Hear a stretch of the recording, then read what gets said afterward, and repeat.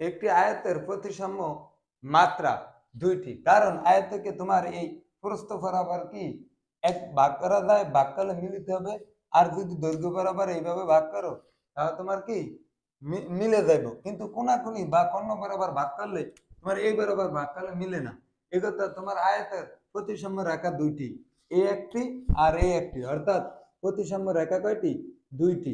এরপরে আসো একটি বস্তুর প্রতিসাম্য রেখা যা প্রতিসাম্য তার মাত্রাও তা, প্রতিসাম্য রেখা যদি 2 হয় তাহলে প্রতিসাম্যের মাত্রা কত? 2।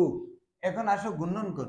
আয়তের ঘূর্ণনকোণ হবে 360 ভাগ 2, অর্থাৎ 180 ডিগ্রি। এই এই হলো আজকের এই আয়তের তোমার প্রতিসাম্য রেখা, প্রতিসাম্যতার মাত্রা এবং ঘূর্ণনকোণ 180 ডিগ্রি। এই ছিল আমাদের আয়তকার বস্তুর ঘনমাত্রা।